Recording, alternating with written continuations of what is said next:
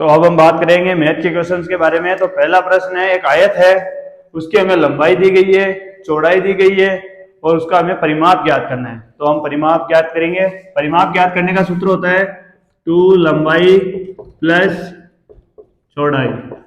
तो इस सूत्र में इसको लिखेंगे 2 लंबाई है 5 मीटर, चौड़ाई है 4 मीटर, 5 और 4 9 को 2 से गुना करेंगे तो आएगा 18 मीटर। तो इसका आंसर होगा 18 मीटर। अगले क्वेश्चन की तरफ बढ़ते हैं। अगला प्रश्न है, ये बोर्ड पे उतारा हुआ है, इसको हमें सरल करके बताना है। ये जो संख्या दी गई है, ये जो हमें ब्रैकेट, डिवाइड, इनटू के रूप में, तो इसे हमें सरल करके बताना है कि इसका मतलब लास्ट जो होता है वो क्या हमें इसका आंसर मिलेगा। तो इसे हम सरल करेंगे। पहले हम हल करेंगे इसको ब्रैकेट को। तो ब्रैकेट को हम हल करते हैं 25 प्लस 16। तो ब्रैकेट के अंदर भी पहले हम हल करेंगे डिवाइड को। तो डिवाइड 4 से डिवाइड करेंगे 16 को, तो ये आएगा 4 इंटू 3 माइनस 4 इंटू 4। ब्रैकेट को हल करेंगे, बाहर जो है उसको वैसा का वैसा रखेंगे। अब इसके अंदर ब्रैकेट के अंदर डिवाइड के बाद में हम जिसे हल करेंगे वो है इंटू। इंटू को हल करेंगे तो 4 को 3 से इंटू किया 12, 4 को 4 से किया 16। तो इसे अगला है, अगली स्टेप इसकी जो होगी वो ये होगी। अब बचा है हमारे केवल ब्रैकेट, और उसमें ना ही इंटू है ना ही डिवाइड है। तो माइनस 16 और प्लस का 25 और 12, तो 12 और 25 37 और माइनस के 16, तो 37 माइनस 16 ये ब्रैकेट में बचा है और ये बाहर।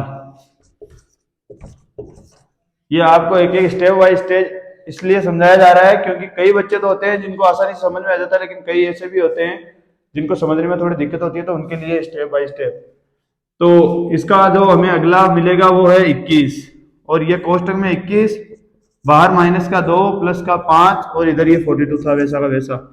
तो 21 को इससे गुना करेंगे तो आएगा 42, और ये माइनस का चिन्ह जो है वो माइनस का ही रहेगा, प्लस 5। अब इसमें आपको दिख ही रहा होगा कि सेम संख्या है, चिन्ह अलग अलग है, तो ये कट जाएगी और बचेगा 5। तो इसका आंसर आएगा प्लस 5। तो आइए बढ़ते हैं हम अगले क्वेश्चन की तरफ। अगला क्वेश्चन है, दो धनात्मक संख्याओं का एलसीएम और एचसीएफ का गुणनफल बेहतर है और उनका अंतर 6 है, तो उनका योग ज्ञात करना है। हमें दिया हुआ है HCF into LCM is equal to बेहतर। तो आपको पता होना चाहिए कि HCF into LCM is equal to A into B, यानी कि एचसीएफ और एलसीएम का गुणनफल संख्याओं के गुणनफल के बराबर होता है। तो ऐसे क्वेश्चन जब भी आए तो आपको ऑप्शन से सॉल्व करना है उनको। ऑप्शन से करोगे तो आपका टाइम बच जाएगा और आप आसानी से कर पाओगे इनको। तो पहले ऑप्शन को हम देखते हैं 6। तो 6 संख्या को अगर हम लेते हैं तो उसका अंतर हमें 6 करना है। तो 6 करने के लिए 0 से घटाना पड़ेगा। 0 से घटा लोगे, घटाने के बाद इसका हमें योगफल निकालना है। तो 6 को 0 से गुना करोगे तो 0 होगा। यहाँ पे बेहतर दिया हुआ है, तो ये तो हो नहीं सकता, तो इसको हम कर लेंगे कट। अगले ऑप्शन की तरफ बढ़ते हैं। 12 से अगर 6 का अंतर करना है तो इसको भी 6 से घटाएंगे तो 6 और 6, और उनका गुणनफल होगा 36, तो वो भी नहीं होगा। अगला है 24। 18 को 6 से करेंगे, 18 और 6 दो जोड़े यही बनेंगे इसके 6 के अंतर वाले। तो 18 को 6 से करेंगे तो आएगा 108। तो 108 भी इसका आंसर नहीं है, ये भी गलत। तो लास्ट ऑप्शन हमारे पास एक ही बचता है, और इसे भी हम चेक कर लेते हैं। इसे 6 से घटाएंगे तो 12 और 6 दो जोड़े बनेंगे। इनका गुणनफल भी बेहतर आ रहा है, वार्षिक बेहतर, और 12 और 6 को जोड़ेंगे तो वापस 18 आ रहा है, और इनका अंतर भी 6 है। तो ये ऑप्शन हमारे क्वेश्चंस को पूरी तरह सेटिस्फाई कर रहा है, तो ये हमारा आंसर होगा। तो आइए बढ़ते हैं हम अगले क्वेश्चन की तरफ, और इसका आंसर है डी 18। तो आइए बढ़ते हैं हम अगले क्वेश्चन की तरफ। अगला क्वेश्चन है 2.36 पे बार माइनस 3.05 पे बार प्लस 4.33 पे बार, इसको सोल्व करना है। तो इसको सोल्व करेंगे हम, इसको लिखेंगे 2, और अगर ये बार हटाना है तो हमें लिखना होगा इसको 2 प्लस 3 6 बटा के अंदर जितनी संख्या में बार था उतने 9 माइनस 3, और ये माइनस इन दोनों के साथ है, पॉइंट के साथ है, तो इन दोनों के साथ ही है, माइनस 5 बटा 9 9, क्योंकि ये दो संख्याएं हैं 0 और 5, इन दोनों पे बार है तो बटा में 2 9, 4 प्लस 3 3 बटा में 99। तो आगे इसको सोल्व करेंगे हम, तो ये जो बटे वाली है इनको एक तरफ ले लेते हैं, और जो ये प्लस माइनस अकेली संख्या है इनको एक तरफ ले लेते हैं। तो इनको ले लेते हैं एक तरफ, 2 माइनस का 3 है तो -3 प्लस 4, और इनके बीच में प्लस का 36/99, माइनस का 5/99, प्लस का 33/99। अब आगे इसको सोल्व करेंगे तो यहां से बचेगा 3, माइनस का 3 और प्लस के 4 और 2, 4 और 2 6, 6 में से 3 गया 3, प्लस इधर से हम लेस लेंगे तो 99, 36 -5 प्लस 33। आगे इसको सोल्व करेंगे, 3 प्लस 36 में से 5 गए 31, 31 और 33 64, 64/99। अब आपको इतना आंसर मिले तो उसको टिक करना है। इससे आगे ऐसे भी हो सकता है 3.64 पे बार, क्योंकि हमने बार हटाया था तो नीचे 9 लगाए थे, और जैसा चिन्ह था वैसा चिन्ह लगाया था, तो यहाँ पे प्लस है और नीचे 2 है 9 है, तो बार लगा देंगे 3.64 पे बार। तो यही हमारा सही आंसर होगा, 3.64 पे बार। तो अब हम दूसरे ऑप्शन को देख लेते हैं। दूसरा ऑप्शन है 1469। 1469 का भाग देंगे 2270 में, तो भाग जाएगा एक बार और शेषफल बचेगा 801। तो 801 हमारा शेषफल है, और दूसरी संख्या में भाग देंगे हम 3739 में। 3739 में भाग देंगे 1469 का, तो भाग जाएगा 2938 में। तो यहां भी शेषफल प्राप्त होगा 801। तो यहाँ पे दो जगह सेम आ गया, लेकिन हमें तीसरी संख्या भी दी हुई है, तो उसको भी हमें पता करना पड़ेगा कि उसका शेषफल भी सेम आ रहा है या नहीं आ रहा। तो 6677 में भाग देंगे 1469 का, तो ये भाग जाएगा 4 बार 5876 में। 5876 में भाग जाएगा 4 बार जाएगा, और शेषफल प्राप्त होगा 801। 801 इसका शेषफल। तो तीनों कंडीशन में हमें सेम शेषफल प्राप्त हो रहा है, तो हमारा बी आंसर सही होगा। बी आंसर सही होगा। अगर ये आंसर नहीं होता तो हम आगे भी चेक करते और आगे वाले देखते, अगर उनमें सेम होता तो वही आंसर होता। तो हमें यही आंसर मिल गया, तो आगे जाने की जरूरत नहीं है। तो ये क्वेश्चन यही समाप्त होता है। और अगला क्वेश्चन, तो अगला प्रश्न है, यदि राजू विजय से 20% अधिक आय अर्जित करता है तो विजय राजू द्वारा अर्जित आय से कितने प्रतिशत कम आय अर्जित करता है। इसका कहने का मतलब है राजू विजय से 20% अधिक आय अर्जित करता है। जो राजू को महीने के दिन जो मिलती है तनख्वाह, वो विजय से 20% अधिक है। तो विजय राजू द्वारा अर्जित आय से कितना प्रतिशत कम कमाता है। राजू की आय से विजय की आय कितना प्रतिशत कम है। तो राजू की आय, तो हम यहां मान लेते हैं विजय की आय है 100, और राजू विजय से 20% अधिक कमाता है, तो राजू की आय हो गई 120। तो 120 राजू की आय है, 100 इसकी आय है, तो आय का अंतर हो गया 20। राजू विजय से 20 ज्यादा कमा रहा है, तो विजय की आय कितने प्रतिशत कम है। तो यहां पे 20 जो आय का अंतर है वो, और किसकी आय से तुलना करनी है, राजू की आय से। तो राजू की आय थी 120, जिसकी आय से तुलना कर रहे हो उसी को नीचे लिखना है, और प्रतिशत के लिए गुना में 100। तो यहां पे आप देख रहे हो 0 से 0 कैंसल, 4 का भाग 3 बार, 4 का भाग 5 बार, 50/3। 50/3 इसका सही आंसर 50/3%। इसको आप दशमलव में भी चेंज कर सकते हैं, 12.25 के लगभग आएगा। तो आगे आप कर सकते हैं इसको आराम, 12.50% आय इसकी राजू की ज्यादा है, मतलब विजय की कम है राजू से। चलो, तो अगला प्रश्न है अपना, वर्ष 2011 में महेश के पास अक्ष पेड़ थे। हर वर्ष ये पेड़ 10% की दर से बढ़ते हैं, तो कितने वर्ष में ये 50% तक बढ़ जाएंगे। अक्ष पेड़ दिए हुए हैं, पेड़ों की संख्या नहीं दी गई है, अक्ष से प्रदर्शित किया गया है। हर वर्ष ये 10% की दर से बढ़ते हैं, तो 50% बढ़ने में कितना समय लगेगा। तो पेड़ों की संख्या x, एक साल में x चाहिए पेड़,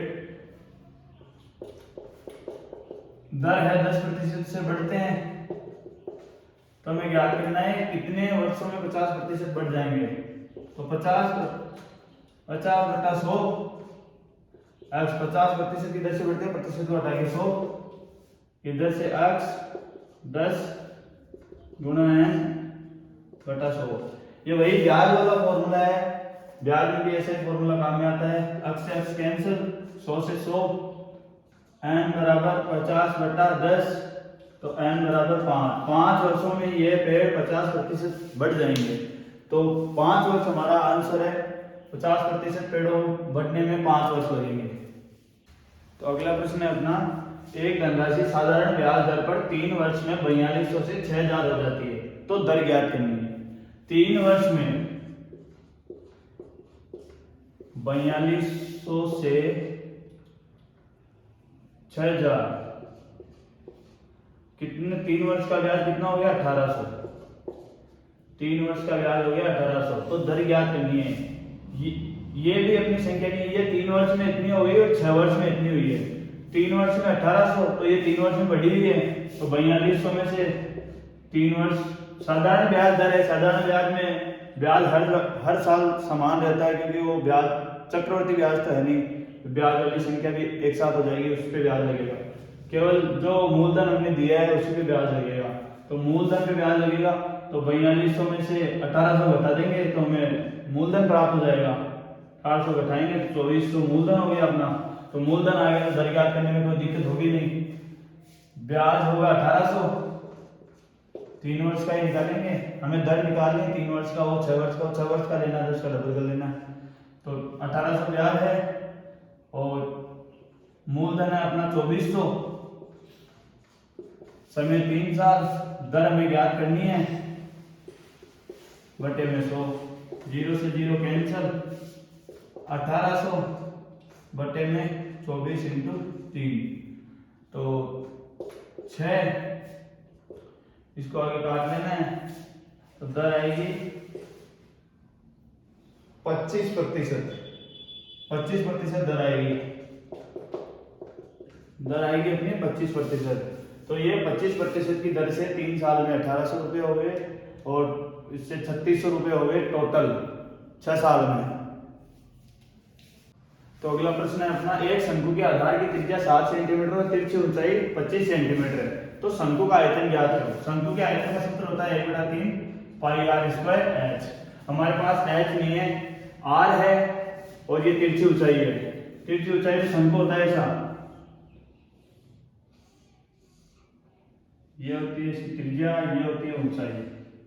हमारे पास h नहीं है, तिरछी ऊंचाई है 25 सेंटीमीटर, आधार है 7 सेंटीमीटर। तो ये देख लो त्रिभुज बन रहा है, समकोण त्रिभुज। तो समकोण त्रिभुज का एक सूत्र होता है कर्ण स्क्वायर इज इक्वल टू लंब स्क्वायर प्लस आधार स्क्वायर। तो हमारे पास आधार है, कर्ण है 25 का स्क्वायर, लंब ज्ञात करना है, आधार है 7 का स्क्वायर। तो इसको इधर लाएंगे, 25 का होता है 625, 7 का 49 माइनस लंब स्क्वायर, यहाँ से बचेगा 576, लंब स्क्वायर हटाएंगे तो इधर आएगा रूट, तो L बराबर आएगा 24 का वर्ग होता है 576, तो इसका 576 का वर्गमूल करेंगे तो 24। तो L यहाँ पे ऊंचाई हो गई, लंब है लेकिन ये यहाँ पे हमें ऊंचाई मिल गई, तो ऊंचाई है h बराबर 24। हमारे पास यहाँ पे ऊंचाई आ गई, तो ऊंचाई को हम इसमें पुट करेंगे 1/3 पाई का मान 22/7, r का 7 इंटू 7, ऊंचाई है 24, तो 24, 7 से 7 कैंसिल, 3 से 24 को काटा 8 बार और 22 और 8 और 7 को गुना किया 56। तो हमारे पास ये आएगा 22 को 6 से गुना करेंगे तो 132 का 2 हासिल की 13, 22 को 5 से 110 और 13 123। तो हमारे पास आंसर आएगा 1232 सेंटीमीटर क्यूब। क्योंकि आयतन ज्ञात करते हैं तो क्यूब का जो घन है ये घन आता है और क्षेत्रफल ज्ञात करते हैं तो स्क्वायर आता है, वर्ग आता है। तो ये हमारा क्वेश्चन समाप्त होता है। अगला क्वेश्चन शुरू करेंगे। अगला प्रश्न है अपना, निम्नलिखित में से कौन सी पूर्ण वर्ग नहीं है। तो पूर्ण वर्ग आपको अगर जांचना हो तो पता करना हो कौन सी नहीं है, तो पहले आप ये लास्ट वाली संख्या देखो। ये देखने से ही लगभग क्वेश्चन में आपको पता चल जाएगा।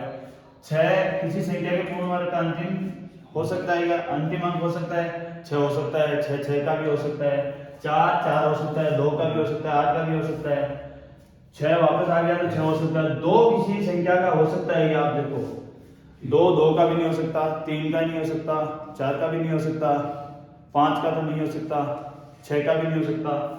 2 किसी भी संख्या के वर्ग करने पर अंतिम अंक नहीं हो सकता। तो आप इसको डायरेक्ट काट सकते हो। यही वो संख्या है जो पूर्ण वर्ग नहीं होगी, यही वो संख्या है जो पूर्ण वर्ग नहीं होगी, क्योंकि 2 किसी भी वर्ग के अंतिम अंक नहीं हो सकता। किसी भी संख्या के वर्ग का अंतिम अंक 2 नहीं हो सकता। तो आप इसको डायरेक्ट भी काट सकते हो, नहीं तो फिर आपको चेक करना पड़ेगा। अगला प्रश्न अपना है, 1 फुट में कितने इंच होते हैं। 1 फुट में कितने इंच होते हैं। तो 1 फुट में होते हैं 12 इंच। ये याद रखने की चीज है, 1 फुट में होते हैं 12 इंच। तो हमारे पास प्रश्न है 13/91 का व्युत्क्रम, मतलब उल्टा। 13/91 का उल्टा क्या होगा। 13/91, इसको उल्टा करेंगे तो 91/13। तो आप देख सकते हैं यहाँ पे 13 का भाग 91 में जा रहा है, 13 का भाग 91 में जा रहा है 7।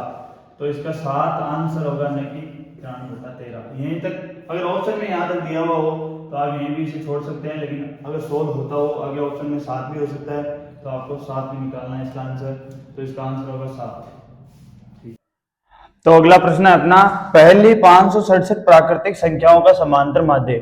तो पहली 567 प्राकृतिक संख्याओं का समांतर माध्य ज्ञात करने के लिए हमें फॉर्मूला लेना पड़ेगा n+1/2।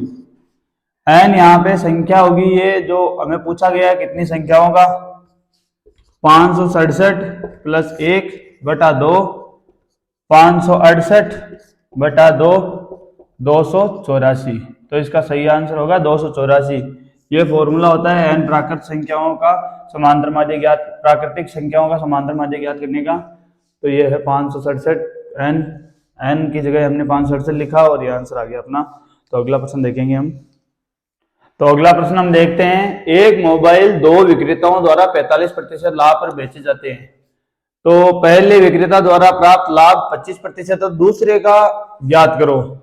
दूसरे विक्रेता द्वारा कितना लाभ प्राप्त हो वो ज्ञात करना है। तो कुल लाभ है 45%,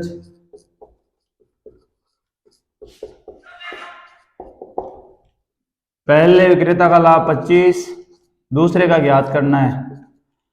तो पहले विक्रेता का लाभ प्लस दूसरे का प्लस दोनों का गुणनफल बटा 100 बराबर कुल लाभ 45। कुल लाभ लिख लेते हैं, बाद में लिख लेंगे 45। इसमें अब ये वैल्यूज पुट करेंगे। तो x का है 25, y का हमें पता नहीं, x की जगह वापस 25, y का y 45। अब 25 से 100 को 4 बार, ये 25 है, ये उधर जाके माइनस का, और ये y + y/4, 45 - 25। यहाँ पे हो जाएगा, ये लेस से लेंगे तो 4, और 4 से 4y + y = 20। इधर देखेंगे 4 और 1 5y/4 बराबर 20। तो 4 से गुना कर देंगे, 5 से भाग देंगे, 20 × 4/5, 4 बार y बराबर 16। तो 16% दूसरे विक्रेता का लाभ होगा। तो यहाँ पे हमारे आंसर आ गया है 16%। अगला क्वेश्चन देखेंगे। तो अगला प्रश्न है अपना, ऐसी संख्या कौन सी है जिसे 59 व 54 से विभाजित करने पर शेषफल क्रमशः 3 व 5 प्राप्त होते हैं। हमें वो संख्या इन चारों में से पता करनी है जिनसे इन संख्या को विभाजित करने पर शेषफल 3 व 5 प्राप्त होते हैं। तो पहली संख्या को लेते हैं और देखते हैं क्या प्राप्त होता है। 59 में 3 का भाग देंगे, 57 में जाएगा, 2 शेषफल आएगा, 57 में जाएगा 19 बार। तो ये तो नहीं होगा, 2 तो आएगा नहीं। 5 का देखते हैं 59 में, 55 में जाएगा, 11 बार जाएगा इसमें 55 में, और 4 शेषफल बच जाएगा, तो ये भी नहीं होगा। अब 8 से देखते हैं 59 को, 8 से 56 में जाएगा 7 बार, 3 शेषफल बच रहा है। अगली देखते हैं 54, 54 में 8 का 48 में जा रहा है, 6 बार जा रहा है, लेकिन शेषफल 6 बच रहा है, शेषफल बचना चाहिए दूसरे में 5। तो अब अगली संख्या देखते हैं, 7 का देते हैं 59 में, 7 का 59 में देंगे तो 56 में जाएगा 8 बार, शेषफल बचेगा 3। और 54 में 7 का देंगे 49 में जाएगा 7 बार, और शेषफल बच रहा है 5। तो 3 और 5 7 से विभाजित करने पर 59 व 54 में विभाजित करने पर ये शेषफल 3 और 5 7 से बच रहा है। तो हमारा ऑप्शन होगा डी सही। तो डी ही आंसर होगा 7 से 59 व 54 को विभाजित करने पर शेषफल क्रम से 3 व 5 प्राप्त होते हैं। तो यही हमारा आंसर है 7। तो आगे बढ़ते हैं 47वें क्वेश्चन की तरफ। तो इसमें पूछा गया है किसी निश्चित कोड भाषा में GRSP को INOPQ लिखा जाएगा। तो इसको हम लिख लेते हैं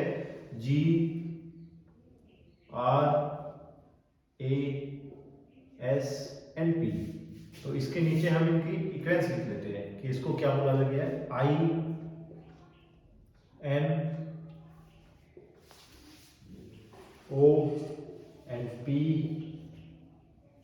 फाइनली Q।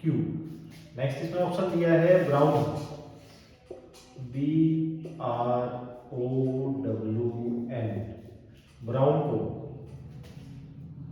RNSTW बोला जाता है। तो ये इसका सीक्वेंस है। नेक्स्ट हमसे पूछा गया है तो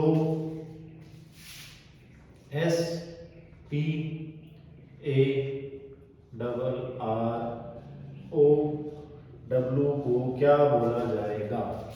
तो जैसा कि इसमें आप लगाओगे इक्वेशन, जैसे मैंने आपको बताया था अल्फाबेटिक से रिलेटेड, तो ये अल्फाबेटिक का क्वेश्चन नहीं है, ये आपके कोडिंग डिकोडिंग आती है तो उससे रिलेटिव क्वेश्चंस है। तो आपको इसमें ध्यान रखना है, आपको अपना टाइम वेस्ट नहीं करना है इसके अंदर बिल्कुल भी। जैसे कई लोग हो जाएंगे इसमें उल्टे सीधे इनको जोड़ेंगे कि जी के आई पे कितना गैप है, ऐसा आपको बिल्कुल लिखा है। कोडिंग डिकोडिंग का क्वेश्चन है, आंसर इसी के अंदर छुपा हुआ है। तो आपसे जो कुछ पूछा गया है, जैसे इनका सबका सीक्वेंस आपको दिया गया है, तो जैसा कि आप देख सकते हो एस इसमें है कहीं पे, तो ये आपका जो फर्स्ट था उसमें एस लिया, तो एस के नीचे क्या है, तो एस के नीचे आएगा पी। नेक्स्ट पी, तीन में ऊपर कहीं दे रखा है तो ये पी ये रहा इसमें, और पी के नीचे है क्यू। और नेक्स्ट इसमें आप बढ़ोगे आगे ए यहाँ पे दे रखा है आपके, तो ये ए के नीचे है ओ। आपको आगे बढ़ना नहीं है, क्वेश्चन आप टाइम वेस्ट करो उससे बढ़िया है ऑप्शन में आपके पास क्या दे रखा है। तो ऑप्शन में आपके पास पी क्यू ओ का एक ही ऑप्शन है, वो ऑप्शन डी, और इसका आंसर होगा ऑप्शन डी। और फिर भी आप अपनी संतुष्टि के लिए मैं आपको पूरा बता देता हूं। तो इसमें आप आगे बढ़ोगे आर के इक्वेंस में क्या है, एन, अगेन आर के इक्वेंस में अगेन एन, और ओ के इक्वेंस में एस है, डब्ल्यू के इक्वेंस में टी है। तो ये आप देख सकते हो, इस आंसर को आप मिला सकते हो, ये टोटल आंसर सेम इससे मिलता जुलता है। नेक्स्ट हम बढ़ते हैं आगे क्वेश्चन की तरफ। तो अगले क्वेश्चन की तरफ हम बढ़ते हैं जो कि आपके श्रृंखला से रिलेटिव है, इसमें भी रीजनिंग का ही एक क्वेश्चन है। तो इसमें आपको दिया गया है निम्नलिखित श्रृंखला में आपको क्वेश्चन मार्क्स दिया है कि इसका आपको मान ज्ञात करना है। तो सीक्वेंस आपको जो दी गई है वो है 22, 33, 66, 88। तो आप ये देख सकते हैं ये सिमिलर सीक्वेंस है, और जहां तक आप समझदार हो सब, तो ये सब डिवाइड किसी चीज से होती है या फिर इनका प्लस माइनस इनटू कुछ भी आप करते हो, तो ये सीक्वेंस किसी चीज से मिलती जुलती है क्या। तो मैं आपको बताना चाहूंगा ये 11 से मिलती जुलती सीक्वेंस है। जैसे 11 को अपन 2 से गुणा करते हैं तो आता है 22, और 11 को अपन 3 से गुणा करते हैं तो आता है 33, और 11 को हम 6 से गुणा करेंगे तो आएगा 66, 66, और 11 को हम 8 से गुणा करेंगे तो आएगा 88।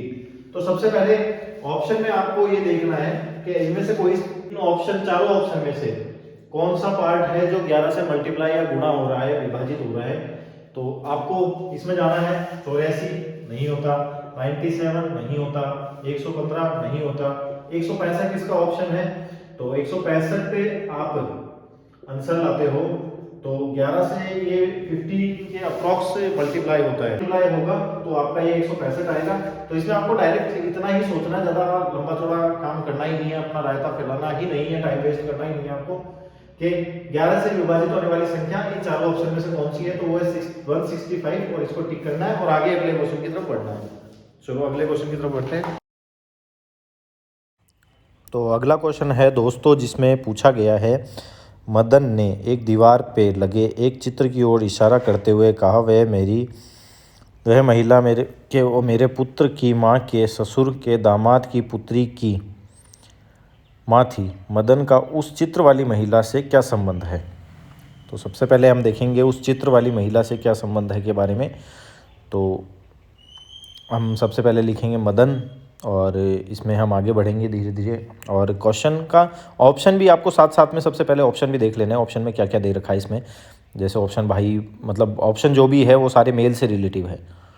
तो हम आगे बढ़ेंगे। अब इसमें हम एक इक्वेंस बना लेंगे। तो इक्वेंस हम बहुत इजीली इसमें बनाएंगे। इक्वेंस से हमको इसका आंसर निकालने में बहुत ज़्यादा आसानी होगी। तो सबसे पहले आप जब भी रीजनिंग के इस टाइप के क्वेश्चन करो तो सबसे पहले एक इक्वेंस बना लें। तो सबसे पहले मदन का नाम है तो पहले सबसे पहले हमको मदन लिखना है। फिर चित्र, तो चित्र या फोटो जो भी इस बारे में किया गया है। आगे हम बढ़ेंगे तो हम आगे इसमें बढ़ेंगे चित्र, और उसके आगे क्या पूछा गया है। इशारा करते हुए मदन ने कहा है, ये मेरे पुत्र। तो ये मदन के पुत्र, तो ये पुत्र जो हमने लिख लिया इसमें।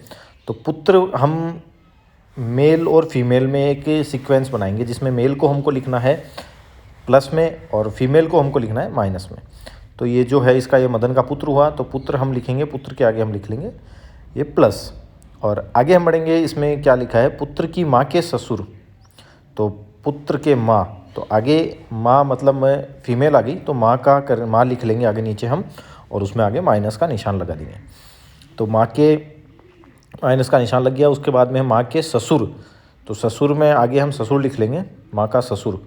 तो पुत्र का माँ का ससुर, और इसमें हम आपने आगे ससुर लिख के और इसमें प्लस का निशान लगाएंगे। आगे हम देखते हैं ससुर के दामाद। तो दामाद फिर से मेल आ गया है, तो हम दामाद लिखेंगे, दामाद के आगे फिर हम प्लस का निशान लगा लेंगे। तो आगे प्लस का निशान लग गया। और आगे हम देखते हैं दामाद की पुत्री। तो पुत्री फिर फीमेल आ गया, तो फीमेल के आगे हमको माइनस का निशान लगाना है। आपको मैंने बताया स्टार्टिंग में। तो फीमेल में हमने आगे माइनस का निशान लगा लिया। पुत्री की माँ थी, तो ये पुत्री की माँ थी, माँ फिर से फीमेल आ गई है और माइनस का निशान हो गया है। तो इस महिला का मदन से क्या संबंध है, हमको डायरेक्ट इसका आंसर देना है। तो एक सीक्वेंस बन गई है, आप इसको अच्छे से समझ सकते हैं। तो इस सीक्वेंस के अंदर सबसे बीच में जो रह गया इंसान वो कौन है, तो मदन सबसे पहला इंसान है, और लास्ट इसकी माँ के बारे में हमको आंसर देना है। इन दोनों से क्या संबंध है आपस में, और इसको हमको आराम से इजीली समझना है। इसमें इतना कुछ नहीं है भारी, थोड़ी सी जल्दीबाजी नहीं करनी है इसमें, आराम से समझ के इसको आंसर देना है हमको। और तो हम सीक्वेंस बनाएंगे तो उससे हमको क्या ईजी हो जाएगा इसमें थोड़ा। तो सबसे पहले हम चित्र वाले की फ़ोटो की बात कर रहे हैं। तो फ़ोटो वाली बंदी जो है वो उस पुत्री की माँ है, जो लास्ट ऑप्शन आया अपने पास। अब हम इसमें आगे बढ़ेंगे। तो इसमें आगे ये सबसे पहले मदन का पुत्र आ गया, मदन की माँ आ गई, मदन के पिता आ गए। तो ये सारा सीक्वेंस मदन के पिता से स्टार्ट होता है। तो जो माँ का ससुर है तो वो इसका पिता आ गया। इसमें दामाद तो इसके मदन के जीजाजी हो गए। और आगे पुत्री की बात करते हैं तो पुत्री इसकी भांजी हो गई है। और इसमें आगे हम बढ़ते हैं तो ये पुत्री की माँ का क्या संबंध है मदन से। तो इसमें हम डायरेक्ट ऑप्शन पे जाते हैं। तो ऑप्शन इसका आप देख रहे हो, ये माँ और मदन इन दोनों में भाई बहन का संबंध है। तो इसमें भाई का ऑप्शन है, भाई के ऑप्शन पे हमको टिक करना है और ये सही आंसर है एकदम से। अब इसी में हम आगे बढ़ते हैं नेक्स्ट क्वेश्चन की तरफ। तो दोस्तों ये हमारे पेपर का सबसे लास्ट क्वेश्चन है। इसमें हम देखेंगे, हमसे पूछा गया है निम्न में से असंगत का चयन कीजिए। मतलब जो सिमिलर नहीं है उसका हमें चयन करना है, जिनका सीक्वेंस एक जैसी नहीं है, जो आपस में मिलते जुलते नहीं हैं। तो सबसे पहला हम देखते हैं भूकंप, सेकंड है ज्वालामुखी, थर्ड है सुनामी, और फोर्थ की हम बात करते हैं तो है ग्लोबल वार्मिंग। तो अब इनमें से कौन सी 3 चीज़ें आपस में मिलती है और एक चीज़ें आपस में नहीं मिलती, इनके सीक्वेंस नहीं है, उसका हमें सही आंसर देना है। तो सबसे पहले हम देखते हैं भूकंप एक प्राकृतिक आपदा है, ज्वालामुखी प्राकृतिक आपदा है, सुनामी प्राकृतिक आपदा है। लेकिन ग्लोबल वार्मिंग जो है ये हमारे द्वारा, मतलब इंसानों के द्वारा पॉल्यूशन करने पे जो फैली गई पॉल्यूशन है उसके द्वारा ग्लोबल वार्मिंग उत्पन्न होती है। तो ये प्राकृतिक आपदा नहीं होते हुए ये इसका सही आंसर होगा। तो ये प्राकृतिक आपदा नहीं है, बाकी सभी तीनों प्राकृतिक आपदा है, तो इसका सबसे सही आंसर होगा ग्लोबल वार्मिंग। तो दोस्तों इसी के साथ हमारा एक पेपर कंप्लीट हो गया है। तो हमने कोशिश की है आपको इससे फ़ायदा मिले, और मैं ये कोशिश आपसे वादा करता हूँ कि एक दिन में आपको जीके और साइंस के, और सेकेंड डे आपको मैं मैथ्स और रीजनिंग के विद सॉल्यूशन क्वेश्चन सॉल्व करवाऊँगा। तो आपको अगर ये सब अच्छा लगे तो आप इसको लाइक करें और शेयर करें। आगे नई सीरीज़ के साथ हम मिलते हैं कल। आज का पेपर ये कंप्लीट हो चुका है।